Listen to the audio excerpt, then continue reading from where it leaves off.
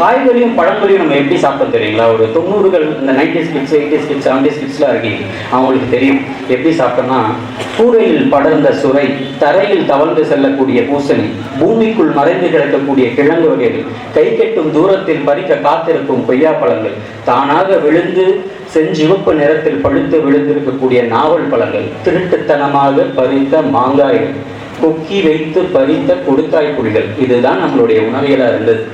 ஆனால் இன்றைக்கு திருட்டுத்தனமாக ரசாயனங்களின் மூலம் பழுக்க வைக்கப்படக்கூடிய பழங்கள், திருட்டுத்தனமாக செயற்கை ஊக்கிகளால் மருந்தடிக்கப்பட்ட கீரை ரகங்கள், பழ வகைகள், இப்படிதான் சாப்பிட்டு இருக்கோம்.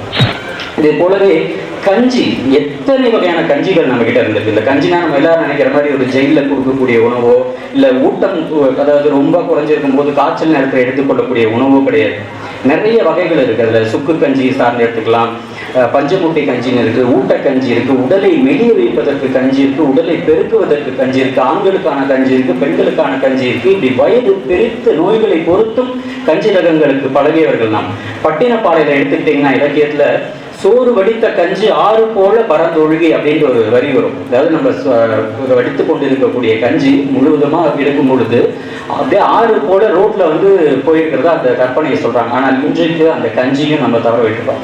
அடுத்து இந்த சிறுதானியங்கள் ஒரு புறம் பேசலாம். அதுல நம்ம பாரம்பரிய அரிசி ரகங்கள் 3 நாட்களுக்கு முன்னாடி ஆற்காடு அரிசி திருவிழாவில் சிறப்புரையாற்றிட்டு வந்தோம். அங்கே போய் பார்க்கும்போது எக்கச்சக்கமான பாரம்பரிய அரிசிரங்கள் எல்லாருக்குமே தெரியும், அந்த பேர்லாம் சொல்ல வேண்டியதில்லை. ஆனால் அதில் நான் குறிப்பிடக்கூடிய விஷயம் என்னன்னா, அதில் இருக்கக்கூடிய நிறமை சத்துக்களை நம்ம யோசிச்சு பார்க்கணும். இப்போ ஓவியர்கள் தூரிகை கொண்டு தீட்டும் போது வண்ண கலவைகளை தயாரிப்பாங்க. அதாவது சிவப்பு நிறத்திலேயே அடர் சிவப்பு, வெளிர் சிவப்பு, வெவ்வேறு சிவப்பு நிறங்கள் தேவை. அந்த மாதிரியான சிவப்பும் கருப்பும் பாரம்பரிய அரிசி ரகங்கள்ல இருக்கு. ஒரு சிவப்புக்குள்ளேயே நிறைய சிவப்பை நம்ம பார்க்க முடியும்.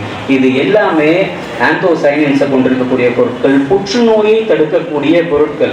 நம்ம கொஞ்சம் சிந்திச்சு பார்த்தோம்னா, இந்த பாரம்பரிய அரிசி ரகங்களை பின்பற்றியது, சிறுதானியங்களை எடுத்துட்டு இருந்ததெல்லாம் எப்போ தவற விட்டோம். இப்போ திரும்பி அதை நோக்கி இப்போ தவறு கிடையாது. ஆனால் எல்லாருமே ஒரு காலகட்டத்தில் பின்பற்றிட்டு இருந்திருப்போம், அதுக்கப்புறம் தவற விட்டோம் இல்லையா? அதை யோசிச்சு பார்த்துருக்குமா? யோசிச்சு பாருங்க. ஒரு உணவு புரட்சி ஏற்பட்ட பிறகு, பஞ்ச காலங்களில் நம்முடைய மக்கள் தொகை பெருக்கத்திற்கு பிறகு, தேவை அதிகரித்த பிறகுதான் அதை எல்லாத்தையும் தவற விட்டுருக்கோம். சரி, முடிஞ்சது முடிஞ்சு போச்சு, இனிமேல் அதை எப்படி நம்ம பயன்படுத்தணும் அப்படின்ற சூழலுக்கு நம்ம வரணும். நல் உணவுகள் அப்படின்னு சொல்லும்போது, இங்க வெளியில பார்த்தீங்கன்னா முதல்ல நுழைந்த இடத்திலே பனங்கிழங்கு மால்ட் கடையில் வச்சிருப்பாங்க. நிறைய உணவு திருவிழாக்கள்ல வைக்கிறாங்க, நிறைய ஆன்லைன் ஸ்டோர்ஸ்ல கிடைக்கிறது. இப்போ ரொம்ப பிரபலமாயிட்டு இருக்கக்கூடிய ஒரு உணவுப் பொருள். இந்த பனங்கிழங்கு மால்ட்டை எடுத்து ஆய்வு பண்ணி பார்த்தா 100 கிராம் பனங்கிழங்குல நிறைய சுண்ணச்சத்து, கால்சியம் சத்து இருக்கு, இரும்பு சத்து இருக்கு, நார்ச்சத்து இருக்கு, வெறும் 100 கிராம்ல. ஆனா நம்ம அதை ஒதுக்கி வைக்கப்பட்ட ஒரு பொருளாக திரும்பி ஒரு மதிப்பு கூட்டு பொருளாக கொண்டு வந்துட்டு இருக்கோம்.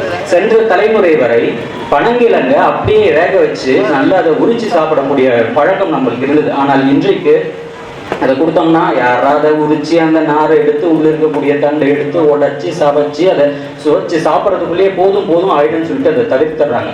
இதுவுமே மிக தவறான ஒரு பழக்கம். இது ஒரு சிறு எடுத்துக்காட்டு. பனங்கிழங்கு மால்ட் மாதிரி நம்ம கிட்ட எத்தனை வகையான உணவுகள் இருந்தது.